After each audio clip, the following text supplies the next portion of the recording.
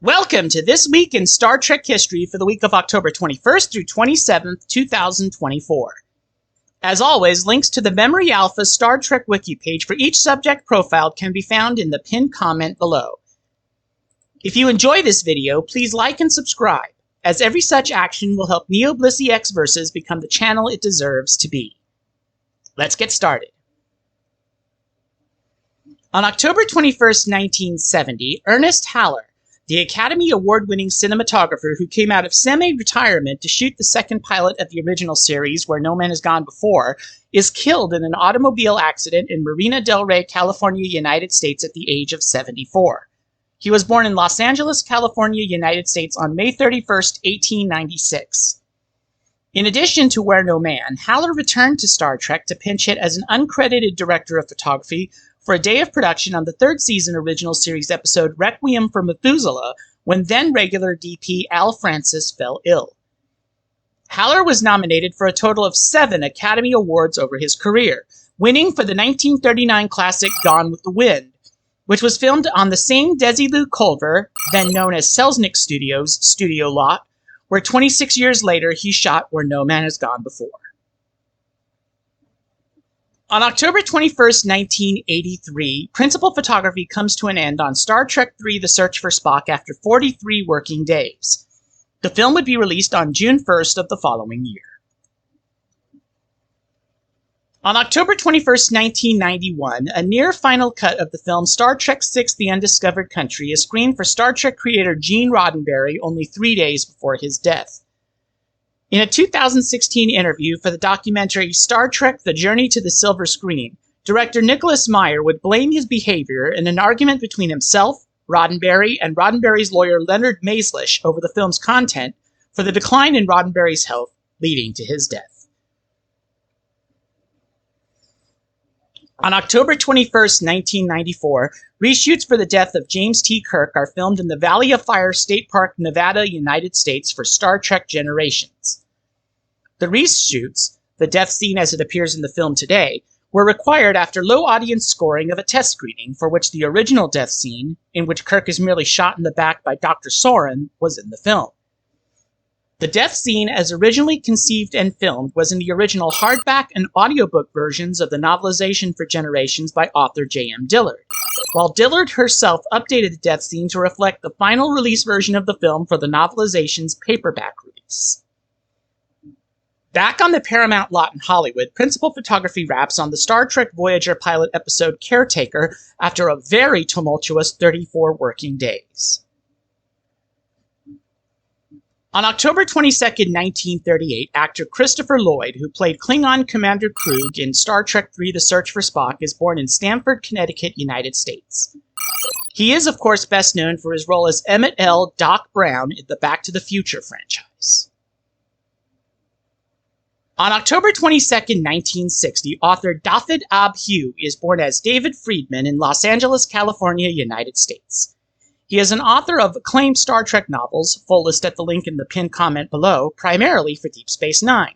His most famous work is The Rebels Trilogy, Pocket Books DS9 novels 24 through 26. On October 23, 1953, Deep Space Nine co-executive producer and episode writer Ira Steven Behr is born in New York City, New York, United States. He is also the director of the acclaimed 2019 documentary film What We Left Behind, looking back on Star Trek Deep Space Nine. In a 2019 interview with StarTrek.com, link in the description, late Deep Space Nine guest actor James Darren, who played Vic Fontaine, once said of Behr, "Ira Behr is a bloody genius. He made this work. He chose almost all of the songs, actually. He loved the Rat Pack. And on top of that, he's a bloody genius as a writer and an incredibly wonderful human being." On October 23, 1964, John Van Citters, CBS Studios Vice President of Star Trek Brand Management, is born in Fort Lauderdale, Florida, United States. On October 23, 1977, Olatunde Osunsanmi, a director and co-executive producer on Star Trek Discovery, Short Treks, and the TV movie Star Trek Section 31, is born in the United States. Information on an exact birthplace is not publicly available. On October 23, 1994, Robert Lansing, the actor who portrayed Gary Seven in the second season original series episode Assignment Earth, passes away of cancer in New York City, New York, United States at the age of 66. He was born in San Diego, California, United States on June 5, 1928. On October 24, 1927, John Winston, the actor who portrayed Kyle in all 3 seasons of Star Trek the Original Series and the motion picture Star Trek II The Wrath of Khan, is born in Leeds, England, United Kingdom. Winston passed away in Los Angeles, California, United States on September 19, 2019 at the age of 91. A cause was not made publicly available. On October 24, 1939, Academy Award-winning actor F. Murray Abraham, who portrayed Adar Ruafo in the motion picture Star Trek Insurrection, is born in Pittsburgh, Pennsylvania, United States. Abraham's Oscar win came for his performance as jealous composer Salieri in the 1984 film Amadeus. On October 24, 1991, the 6th day of filming on the 5th season TNG episode Hero Worship is interrupted when word of the death of Star Trek creator Gene Roddenberry reaches the set. On October 25, 1950, background actress Leila Saracallo is born in San Francisco, California, United States. In the motion picture Star Trek IV The Voyage Home, she was the passerby on the streets of 1986 San Francisco who responded to Uhura and Chekhov's asking about nuclear vessels with the classic line, "Ooh, I don't know if I know the answer to that. I think it's across the bay, in Alameda." On April 25, 1986, after her car was towed away from the filming location, Saracallo took a job as an extra to earn the money to pay impound fees and get her car back. While not originally intended to speak, Saracallo decided to improvise the line, which was kept in the film as producers deemed it to fit the scene. Saracallo did not know that her scene was kept in the film until it was released. On October 25, 1968, the final ever music scoring session for the original series takes place, with Alexander Courage's score for Plato's Stepchildren being recorded. The remaining episodes of the series would only use tracked or existing music.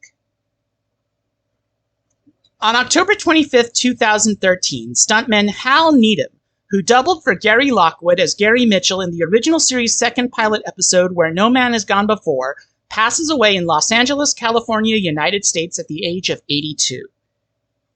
Born in Memphis, Tennessee, United States on March 6, 1931, Needham is perhaps best known as the director of such films as 1977's Smokey and the Bandit, 1981's The Cannonball Run, 1982's Megaforce, which co-starred late Star Trek the Motion Picture actress Persis Khambatta, and 1983's Stroker Ace. On October 26, 1912, actor Ed Reimers, the actor who portrayed Admiral Fitzpatrick in the original series episode The Trouble with Tribbles, is born in Moline, Illinois, United States. At the time, he was most known as the spokesman for insurance company Allstate from 1957 to 1979.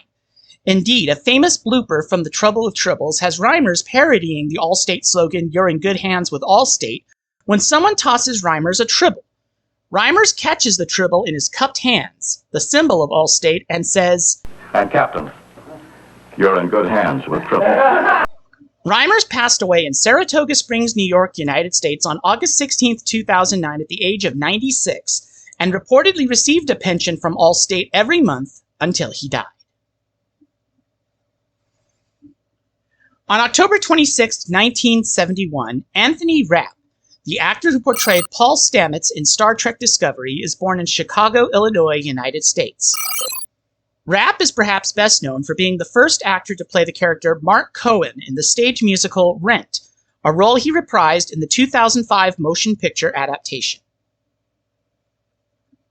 On October 26, 1973, actor Seth MacFarlane is born in Kent, Connecticut, United States. Best known for creating and starring in the adult animated series Family Guy and American Dad, and the Star Trek homage series The Orville, MacFarlane portrayed Crewman Rivers in the Enterprise episodes The Forgotten and Affliction. On October 26, 1999, matte artist Albert Whitlock passes away in Santa Barbara, California, United States at the age of 84. Born in the Wandsworth area of London, England, United Kingdom on September 15, 1915, Whitlock was the chief matte artist for Star Trek The Original Series, creating iconic vistas for such original series locations as Rigel 7 in The Cage, Delta Vega in Where No Man Has Gone Before, and Emini R7 in A Taste of Armageddon.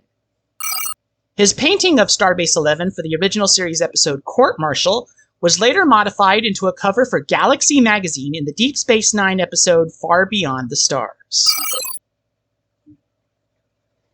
On October 27, 1953, Robert Picardo, the actor who portrayed the Doctor on Star Trek Voyager and Season 2 of Star Trek Prodigy, is born in Philadelphia, Pennsylvania, United States. In addition to his role as the Doctor, Picardo also portrayed the Doctor's creator, Dr. Louis Zimmerman, in episodes of Deep Space Nine and Voyager, and the EMH program aboard the USS Enterprise E in the motion picture Star Trek First Contact, among other holographic characters.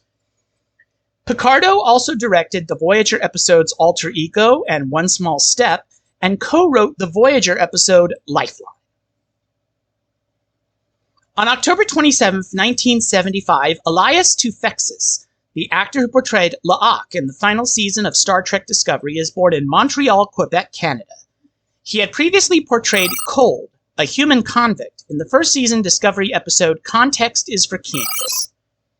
Toufexis also portrayed the voice of the character Galvan in the video game Star Trek Resurgence.